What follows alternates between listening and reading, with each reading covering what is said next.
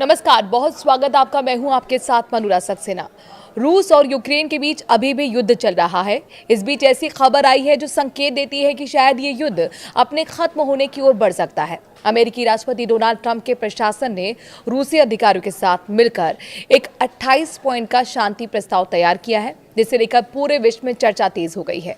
Putin ने कहा कि ये डील अंतिम शांति का रास्ता हो सकती है, तो वहीं जेलेंस्की इसे नहीं मान रहे हैं। पुतिन ने कहा कि अलास्का में मीटिंग के बाद ही इस प्रस्ताव पर बात शुरू हो गई थी। वहीं यूक्रेनी राष्ट्रपति जेलेंस्की इससे खुश दिखाई नहीं दे रहे। उनके रुख पर डोनाल्ड ट्रंप ने साफ कर दिया है कि या तो वो शर्तें माने या युद्ध लड़ते रहें। रूस और अमेरिकी अधिकारियों ने मिलकर इस ड्राफ्ट को बनाया है। हालांकि ड्राफ्ट साफ दिखाता है कि रूस और यूक्रेन दोनों पक्षों को कुछ न कुछ चीजों पर पीछे होना होगा। आइए आपको ट्रंप के 28 पॉइंट वाले इस प्रस्ताव के बारे में बताते हैं, जिसे पीस प्लान कहा जा रहा है। यूक्रेन की संप्रभुता की पुष्टि होगी। इस समझौते की शुरुआत इस बात से होती है कि यूक्रेन एक स्वतंत्र संप्रभु देश है और इसकी संप्रभुता को सभी पक्ष स्वीकार करेंगे। रूस, यूक्रेन और यूरोप के बीच एक व्यापक गैर आक्रामकता समझौता किया जाएगा। पिछले 30 सालों में दोनों पक्षों के बीच जो भी समस्याएं रहीं, उन्हें समझौते से हमेशा के लिए सुलझाना हुआ माना जाएगा। इसमें सबसे खास बात यह है कि रूस किसी भी पड़ोसी देश पर हमला नहीं करेगा और नाटो अपना विस्तार नहीं करेगा। इसमें यह भी शामिल है कि नाटो और रूस दोनों अपनी मौजूद सीमा सुरक्षा नीतियों में स्थिरता लाएंगे। रूस और नाटो के बीच अमेरिका की मध्यस्थता में सुरक्षा वार्ता होगी। इस संवाद का उद्देश्य होगा सभी सुरक्षा विवाद खत्म करना, तनाव घटाना, वैश्विक शांति, आर्थिक सहयोग की नई संभावनाएं बनाना। यूक्रेन को ठोस विश्वसनीय सुरक्षा गारंटी दी जाएगी, यानी अगर भविष्य में उस पर हमला होता है तो इसके परिणाम सीधे लागू होंगे। यूक्रेन की सेना का आकार भी इस डील से लिमिट कर दिया जाएगा। ये एक तरह का सैन्य प्रतिबंध है जो यूक्रेन की सैन्य संरचना को छोटा कर देगा। यूक्रेन अपने संविधान में लिखेगा कि वो नाटो में शामिल नहीं होगा। साथ ही नाटो अपनी विधियों में लिखेगा कि यूक्रेन को भविष्य में भी सदस्यता नहीं दी जाएगी। नाटो यूक्रेन में कोई सैनिक तैनात नहीं करेगा। इससे यूक्रेन नाटो की औपचारिक या फिर अनौपचारिक सैन्य उपस्थिति से मुक्त रहेगा।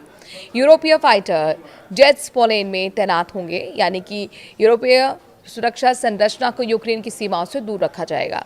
अमेरिका की सुरक्षा गारंटी की विस्तृत 4 शर्तें, जिसमें से है अमेरिका इस गारंटी के बदले आर्थिक मुआवजा प्राप्त करेगा। अगर यूक्रेन रूस पर हमला करता है तो गारंटी तुरंत खत्म की जाएगी। अगर रूस यूक्रेन पर हमला करता है तो अमेरिका और उसके सहयोगी निर्णायक सैन्य प्रतिक्रिया देंगे। सभी वैश्विक प्रतिबंध रूस पर फिर से लागू होंगे। किसी भी नए क्षेत्र की मान्यता रद्द होगी। इस डील से जुड़े रूस को सारे फायदे समाप्त कर दिए जाएंगे। अगर यूक्रेन किसी बिना कारण मिसाइल मॉस्को या फिर सेंट पीटर्सबर्ग पर दागेगा तो ये सुरक्षा गारंटी अमान्य होगी। दोनों देश भविष्य में इन तय सीमाओं को ताकत से नहीं बदलेंगे। अगर कोई ऐसा प्रयास करता है तो सुरक्षा गारंटी लागू नहीं होगी। रूस यूक्रेन को द्नीपर नदी के व्यापारिक उपयोग की अनुमति देगा। काला सागर के रास्ते अनाज और माल भेजने की छूट सुनिश्चित की जाएगी। मानवीय समिति बनेगी। ये समितियां सभी कैदियों और शवों को ऑल फॉर ऑल आधार पर लौटाएंगी। सभी नागरिक बंधक बने बच्चों को वापस लाएगी।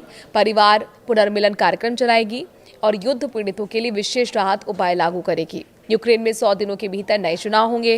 युद्ध के सभी पक्षों को पूर्ण माफी, यानी कि कोई आगे मुकदमा दावा शिकायत नहीं की जाएगी। पूरा समझौता कानूनी रूप से बाध्यकारी होगा। इसकी निगरानी पीस काउंसिल करेगी, जिसका नेतृत्व राष्ट्रपति डोनाल्ड ट्रंप करेंगे। उल्लंघन पर प्रतिबंध भी लगेंगे।